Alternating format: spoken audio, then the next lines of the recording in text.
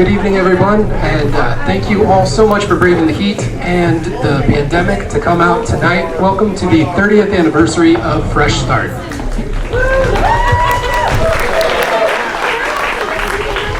My name is Dan, and I'd like to just recognize a couple of groups first, and as I recognize you, if you could please stand, that would be appreciated. First, we want to thank our elected officials in the crowd, James Michael Bowers, and if there are any others. And then also all of the staff of Fresh Start who are in attendance tonight. I want to give you a huge shout out. Thank you so much. If you could stand.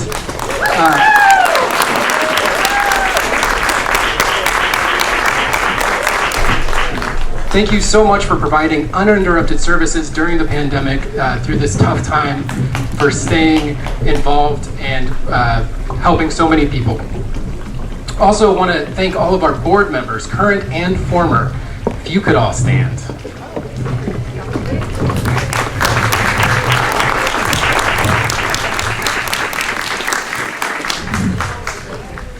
And for tonight, our volunteers, all current and former volunteers, we have so many in attendance. If you could stand, and especially the volunteers from Kohl's who helped us out tonight.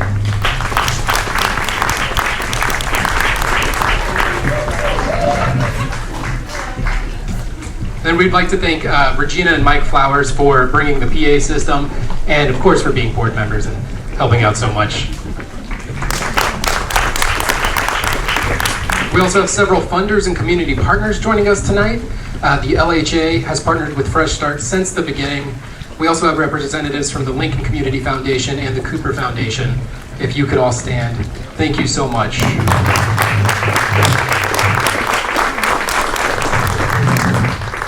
All right, we'd also like to thank our event sponsors, Susan Scott, Eastridge Presbyterian Church, and James Arthur Vineyards for hosting this event. Thank you all so much. Our food sponsor tonight is Relish Lunch and Catering. Thank you again to Jen and her whole staff for bringing such delicious food.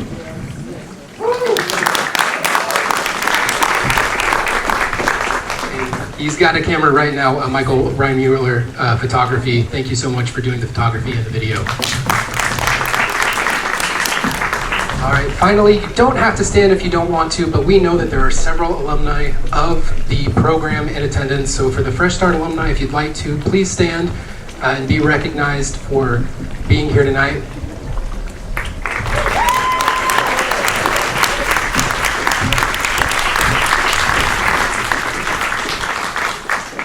All right, and tonight's program, we're going to start off with City Council member and most handsome City Council member, James Michael Bowers.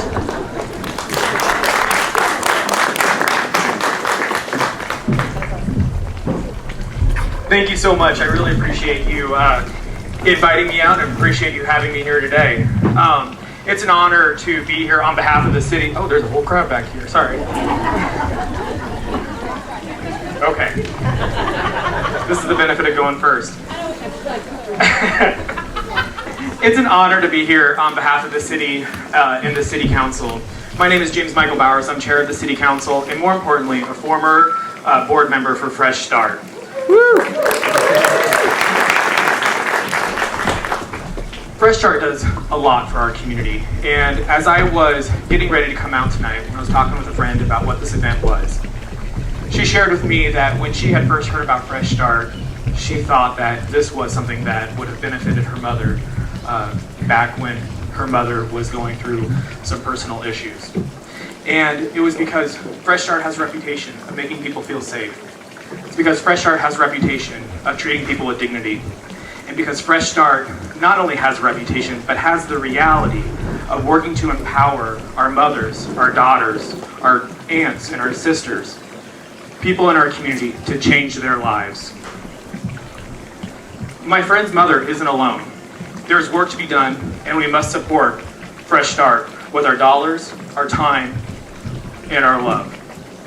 I'm going to read a proclamation on behalf of the mayor, and it's just one step in the right direction to raise awareness for Fresh Start.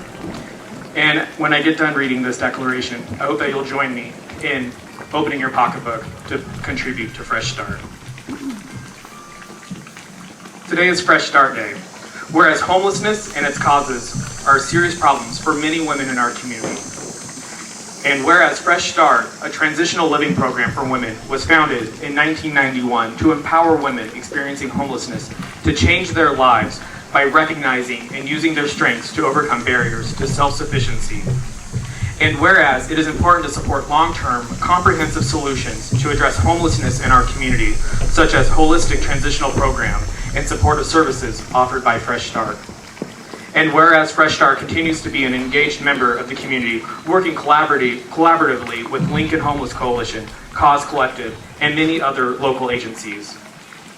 And whereas those experiencing homelessness are our neighbors, co-workers, and friends, and all those experiencing homelessness should be treated with dignity and respect. And whereas services for those experiencing homeless are an important part of creating and maintaining a strong, vibrant community. Now, therefore, I, James Michael Bowers, on behalf of Leering Gaylor Baird, Mayor of the City of Lincoln, Nebraska, do hereby proclaim August 26, 2021 as Fresh Start Day to celebrate the organization's 30th anniversary, to recognize its contributions to our community, and to encourage all residents to commit to the goal of ending homelessness in our community. Thank you so much for having me here. Thank you so much for listening to us, and thank you so much for supporting Fresh Start.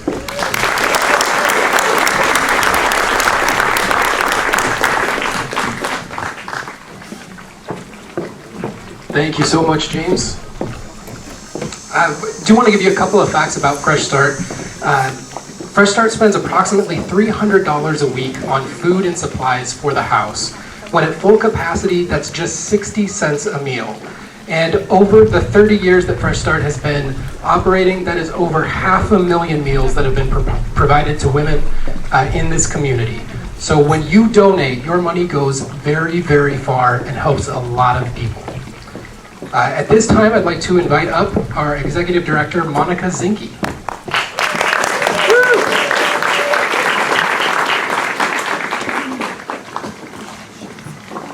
Thank you, Dan, and thank you for being our MC tonight. We really appreciate you being here and keeping us rolling. So thank you, Dan. See if I can manage this with one hand. As Dan said, I'm Monica Zinke. I'm the Executive Director of Fresh Start. I've been at Fresh Start since 2008, so not quite half of our time. And I'm really excited to be here with you all tonight. Thank you again for coming out with the health conditions, with the heat, with everything going on. We really especially appreciate you joining us tonight and sharing in this milestone with us and sharing in this day as we honor all of the women that have come through our program, because that's really what we're about. So Fresh Start this year, we've been posting on social media, and we kind of had a theme of wishes, of 30 wishes for Fresh Start. So if you've seen any of the stuff on Facebook, some of the people that did videos talked about what their wish was for themselves when they came, or what their wish was when they were on the board. So we've kind of had this theme of wishes. And so that's what I'm going to reflect on a little bit and tell you a little bit about our history. Fresh Start was started with a wish. It was a wish that there could be fewer people experiencing homelessness in our community. It was a wish that something would be done to address this complicated issue. So a small group of local religious and community leaders decided to make this wish come true. In 1991, they started researching programs around the world and also looking at the specific needs here at home. They wished and hoped to be able to open a program for those that were falling through the cracks. They saw that women who did not have children or didn't have children with them often had nowhere to go. There were some programs, but with narrow eligibility requirements. They were often screened out or had to wait longer for the services that were available. That group became their mission. The founders heard about a program in Calgary, Canada, that also worked specifically with this group and offered a longer stay. And Fresh Start was modeled after this program. According to board meeting notes that I found from June 24th, 1991, in the home of Eleanor Anderson, the purpose was to interrupt the cycle of poverty by providing a healing environment for homeless women with or without children, and to help them become contributing members of society. Instead of an emergency shelter that focused only on the most urgent needs and a short stay, they planned a transitional home with a longer stay and more support. Our program has grown much over the last 30 years. We started with one woman in a home of one of our founders and some basic services, And now we have a home for 24 women and a holistic goals program that incorporates many different service models. Our residents develop a goal plan that includes activities related to housing, employment, health, sobriety, and other goals important to them and their journey. We have an emphasis on respect, on perseverance, on strength, on hope, and on healing. Many residents participate in our self-sufficiency fund to give them a nest egg for when they move into their own homes. Some also participate in our community support services, which includes ongoing support after they leave Fresh Start for up to 2 years. We strive to be an empowering environment, one with support and accountability, and one where they can begin to build a solid foundation for their future. Today, we receive calls from people wanting to learn more about our model. We've inspired the founding of at least 2 other programs. It's not easy being a catch-all. It's not easy focusing on people that fall through the cracks versus specializing in one particular model or one particular issue. But the need for our unique program remains. The wish to offer a program has been granted, yes, but I wish Fresh Start was not needed. I wish women in our community did not face the struggles that come with substance abuse, with mental health, physical health, domestic violence, and the many other barriers they are working so hard to overcome. Our alumnas are some of the toughest, bravest, strongest people I have ever met. Even if they don't see it.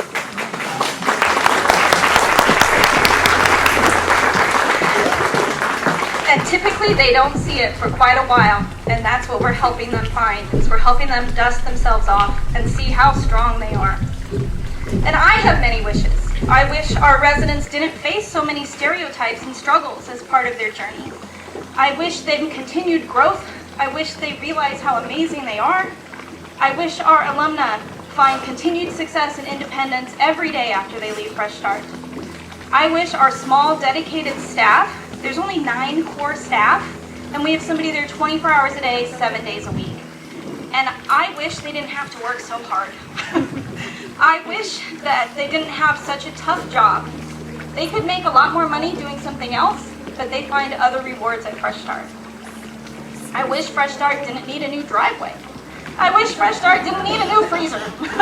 I wish Fresh Start didn't need new industrial washers and dryers. I wish that we could offer more instead of having to focus on those kinds of needs. I wish that more people in our community understood this multifaceted issue and offered kindness and support instead of extra blame and shame and hardship. And that's not the crowd that's here. I appreciate everyone that's here that is offering that kindness and support to Fresh Start and to our ladies. And I invite you to share your wish with us. You all might have received a wish card when you came in. I invite you to share that with us. Maybe it's a wish for a woman that's moving into Fresh Start and starting her journey back to health and independence. Or maybe it's a wish for one of our recent alumni who's now out on their own. Maybe it's a wish for Fresh Start, or a wish for our community's efforts to end homelessness and near homelessness. Please share your wishes for Fresh Start with us. Yes, the Wish for Fresh Start program came to be, but the wish to end homelessness in Lincoln and to address its many factors remains. Thank you to everyone here and all of our other supporters who are part of the efforts to make this wish a reality. Thank you so much.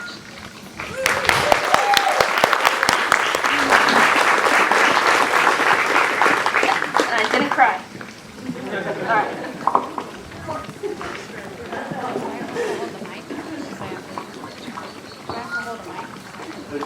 Thank you so much, Monica, and thank you again, everyone, for joining us tonight. Our next speaker is an alumni of the program, and she will be sharing her story. Please welcome Kara.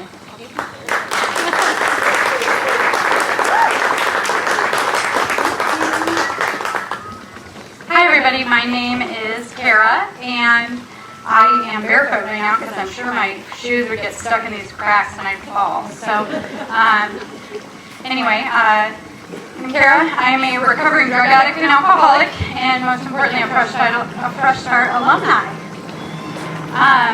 Yeah, thank you. So I haven't had a drink or a drug since July 29th of 2014. And for somebody like me, that's a really big deal. So, never shared my story at the Fresh Start 30th anniversary alumni dinner, so this is a new experience for everybody. Well, I guess I'll just start talking about me. So I grew up in a pretty normal home. I was not deprived of anything. I didn't want for things as a child. It was an upper middle class home. I went to a school and had a mom and a dad and all that kind of stuff. There was no like things that a lot of women, well, and men deal with in their childhood for abuse or anything like that. My mother is an alcoholic and a drug addict, and spent most of my childhood years in and out of institutions, hospitals, things like that, which I didn't think was weird, because that's all I knew.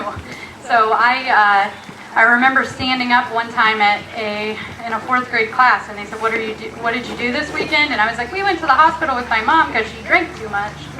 And the teacher, I went right to the counselor office, And when my 11-year-old self didn't know that was weird. I don't think it was until I tried to have a girl spend the night at my house, and their mom said, "Well, we don't really want you to stay over there because we don't know about her mom." And that was the first time I kind of felt like I was different, like maybe there was something wrong.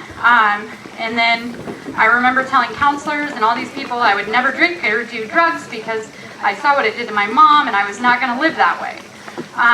When I was 12, I took my first drink, so I didn't make it very far. And it's a sensation that I can't really, you hear in the rooms of recovery a lot that I didn't feel like I fit in, I felt different, I felt apart from, and I took that drink, and all of a sudden I felt like I could be one of you. I was 10 feet tall, I was gorgeous, I was all those things. From the very first time I took a drink, I asked people if I was drunk. Like, there was never a point where I just had a drink. Like, you guys having a wine tasting, like, I don't know why you would do that to yourself, It seems painful to me, and that's just how I've always drank. So I don't know, like, there are people maybe that could have stopped at some point, but that was not my experience. When you're 12 and 13, it's a lot easier to get drugs than it is to get alcohol. So I smoked a lot of weed and started down that path. I went to treatment my first time at 16 years old. I was in treatment with my mother. We were roommates, and I had overdosed that day. I had, and unintentionally, I was just having a good time. And the people, the paramedics, I remember them asking me, "Are you trying to kill yourself?" And I was like, "No, like, this seems like a fun way to spend my afternoon, I don't know." Spent 38 days in a treatment center and came out and was introduced to recovery programs, and I was in high school. You can't have a drug and alcohol problem in high school. People in high school drink. That's what you do. You party, you smoke weed. That was my excuse for another 12 and a half years, I went to treatment several more times. I stayed sober for a couple years after the second treatment stint. Mostly because I met a boy in this treatment center, and he turned out to be a really bad guy, and I knew he wouldn't find me in recovery rooms. Like, he wouldn't find me there. So if I stayed with those people, then he would leave me alone, which he did. And then I ended up starting to drink again with some people I met in recovery, and we ended up in a car accident. The guy we hit is a vegetable. I shattered this arm. It was a bad deal. I don't drink and drive. But that was the first time in my life I felt utter powerlessness. I couldn't do anything to fix the driver in the car. I couldn't do anything about the guy we hit. I was without. And I didn't stay sober. I didn't stop drinking. I started to use and drink more, because that's what you do if you're like me and you don't know how to feel. And so that went on another bender, and yet another man, and yet another series of hospital stays and things like that. I got a job in a bar, which was really conducive to the lifestyle I was living. Nobody cared that I was drunk all the time or using drugs. They all did it with me, And until I got addicted to opiates, and that became not cool. You know, you can't hang out and do that kind of stuff. There are no social heroin users, it turns out. So I tried to get sober again. And I went to a treatment center, and I sold drugs to other clients in the treatment center. So they told me to leave. So I went to another one, and I, got kicked out again because I was unwilling to do anything. This happened for a few more years. In 2011, I decided to go on methadone. I thought that would solve my problem. My problem was absolutely that I was physically addicted to a substance. And so the thing with that was I couldn't get high, so I started drinking on methadone, and it turns out there's a reason they tell you not to do that. I had to have 26% of my intestine removed and 2/3 of my colon because my organs became necrotic. And I believed the doctors when I left the hospital that time, and they said, you're going to die if you take another drink or use another drug. That was in 2011, and I didn't get sober until 2014. So there was another stint, several hospital stays, and at this point I was unemployable. I was incapable of holding a job. I couldn't hold a commitment to anybody. You asked me to be somewhere, I rarely showed up, not because I didn't want to, but because I was incapable of it. In 2013, I was totally yellow, and my boyfriend at the time thought that was the line, so maybe we should go to the hospital. And I went in, and that's the only time I've ever been to the hospital where they didn't ask me what the problem was. They just took me right on back. So for 36 days, I was in the hospital. I had alcoholic hepatitis, pancreatitis, colitis, and then my kidneys failed, and I was septic. My brain swelled, and I was having cardiac and pulmonary problems, and I went into an alcoholic psychosis. And they told my dad, she's never coming out of it. Sign a DNR, it's over. And I came out of it. My dad is just a good little believer. He refused to do that. He's like, she's gonna be okay. At this point, my mother had died from a drug overdose, and I was really all my dad had left. I got out of the hospital, and I stayed sober maybe 30 days. And found myself back at the liquor store. And I was terrified for my life. And I remember earlier in June of that next year, so of 2014, I remember trying to go to these drug and alcohol evaluations, but I didn't want these people to think I was like super out of control, So like I kept canceling the appointment because I was drunk and I didn't want to go there drunk, because they were at these unrealistic times, like 9 a.m. on a Tuesday. Who's not drunk then? So I eventually showed up for one of those evaluations, and I told this gentleman, I think I need to go to a long-term treatment facility. And he said, I agree.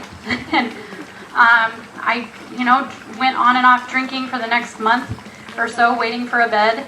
I would show up at the bridge. They would detox me. They'd do the medical detox. At that point, I was very physically addicted to alcohol, so I would shake and all of that. And I would get out, and they would say, we can keep you here till they have a bed at St. Monica's. And I'd say, I'm good. I can get it. This time, I'll be able to stay sober. And I was never able to do that. On July 29th, I remember looking. I had gone out, and my last night drinking on July 28th was nothing extravagant. Nothing happened that night that was worse than any other night. I had been sicker. I had been more homeless. I had been more embarrassed. I had been all of those things. But that day, I knew if I took a drink, I was going to die, and if I didn't, I was going to die. And I was totally out of ideas.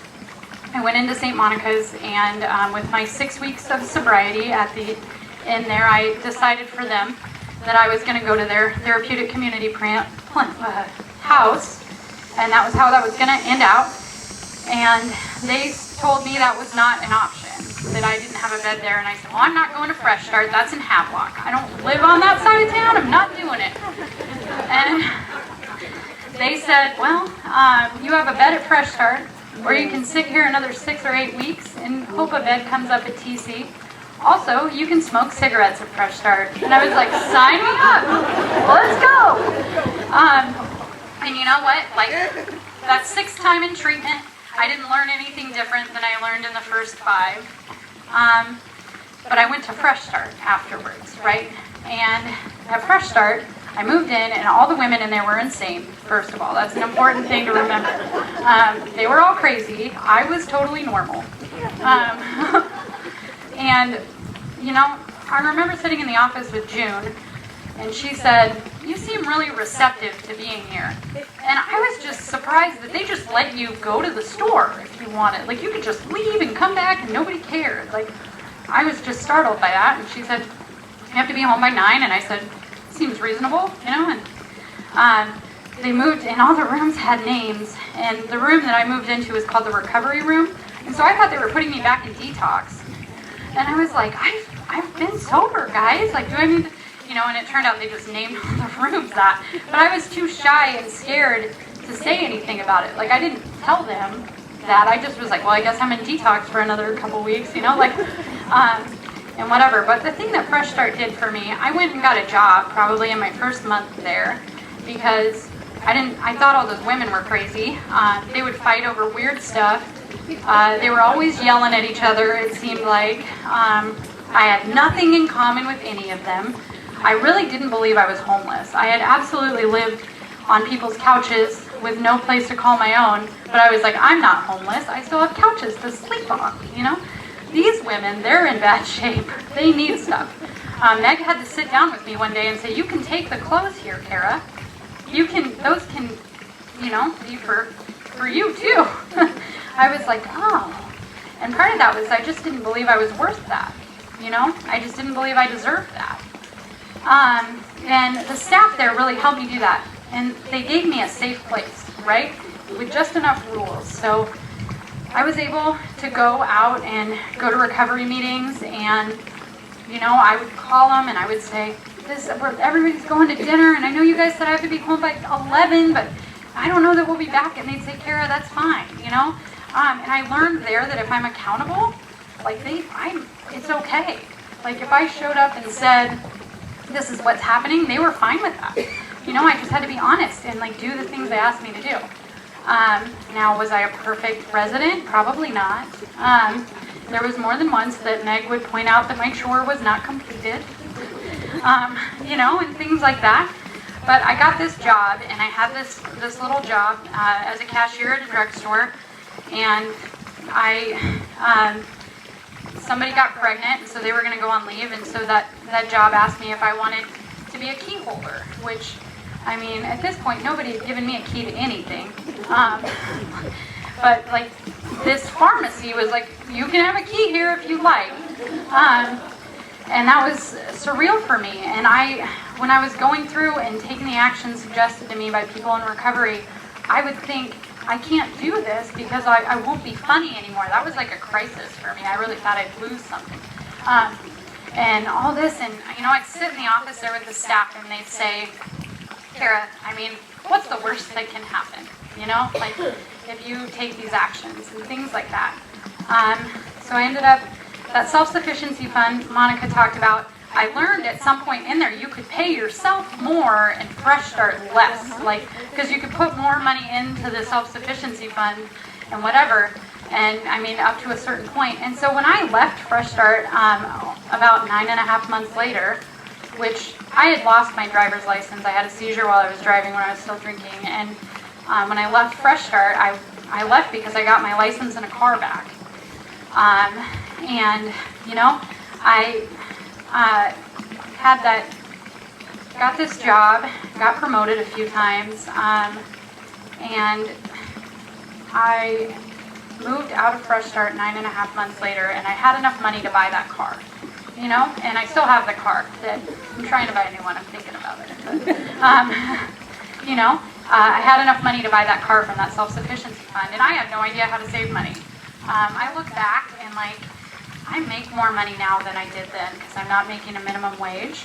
But, like, I smoked cigarettes and I, you know, bought food for the house and things, but, like, I still managed to save a few $1,000s with the self-sufficiency fund. And that's, like, and like today I get to put money aside so I can go on trips and stuff. I got promoted a few more times, and then I was kind of running the pharmacy there, and I got a pharmacy tech license, so I was able to work in a pharmacy. People trusted me with drugs, which is insane for somebody that used to be an IV junkie, and they're like, sure, have fun. But you know, it wasn't, I had recovered, like I am recovered, so it's not a thing anymore. I don't think about taking the drugs. I think about just being there and being present and helping the people around me. I bought a house in 2019, so that's, and I learned how to do that with Fresh Start, right? Like they taught me how to save money so that I could, and now I'm a homeowner, I'm a contributing member of society, I pay taxes, I do all that stuff. And, you know, and I just keep showing up here, and Fresh Start taught me how to do that. Without that, I would not have had that recovery. I mean, like I said, there was all these other times, and I never followed it up with anything. And especially nothing that said, go out and try what you want, but like, we'll be here. And I mean, Meg and I have been friends through the whole 7 years since I've left, and I still keep in touch. You know, I get to bring donations in there sometimes, which is fun, right? Like I get to go give back to them. There was a period where I would, you know, find clearance stuff at the pharmacy, and me and like 3 women that I was helping would just come load up like, you know, all these cases of laundry detergent, which I never thought to give anything to anybody else ever when I was drinking and using. So with that being said, today, you know, life isn't perfect, but I know how to handle it. Like I said, I still live in my house alone. I pay my bills. I am capable of, you know, showing up to a job and taking the next right action. And the best part is I get to serve others and just really, you know, participate in people's lives in a way that I never thought I was capable. So thank you guys so much for listening to me tonight. I am so grateful for the opportunity to speak. And that's done.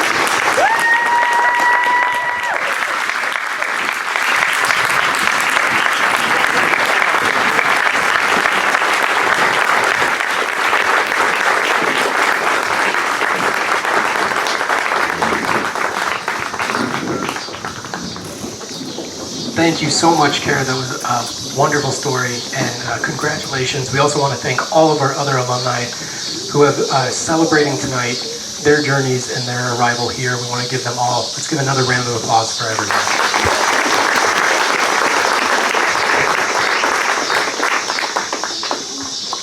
So as the story you heard tonight illustrates, if you want to inspire change, if you want change to happen, you have to foster an environment that is conducive to that change, and that takes work, and unfortunately in our culture, it takes money. Tonight you were able to donate and receive delicious desserts for $5, $15, $20, but that money also is going to fund the important work that Fresh Start does. That money stays in our community, that money makes our community better. If you have it in your heart to donate more, we would love it. These little cards are on all of your tables. You can fill these out, leave them in the gift basket here. You can give them to Monica, you can give them to anybody, and we will accept them. We do want to thank our sponsors again, Susan Scott, Eastridge Presbyterian, the dessert donors, and Michael Reinmüller. Also, for the dessert donations, we want to thank Connie Benjamin at Nothing But Cakes, Butterfly Bakery, Eileen's Cookies, On Point Bakery, Victoria Fertig, High Society Cheesecake, Tad Hunt, Lulu's on End, Poppy Fox Bakery, Rabbit Hole Bakery, Raymond Pie Makers, Sharon Sykes, Tacos Azteca, Christy Wamstand at Ivana and Ashley Wharton. We also want you to know those beautiful centerpieces at every one of your tables. If you would like to take one of those home, it's just $20, and we'd like to thank Brittany Green and Emily Green for making those centerpieces. And then also, please visit our website, freshstarthome.org. You can also join us on Facebook and Twitter. Stay up to date on any Fresh Start activities and upcoming events. We do have our Project Funway, hopefully coming up in November. And we'll also be posting highlights and testimonials and photos and videos and more from tonight. We want to thank everyone so much for coming out tonight. Let's give everyone again a round of applause, everyone on the board, all of the alumni.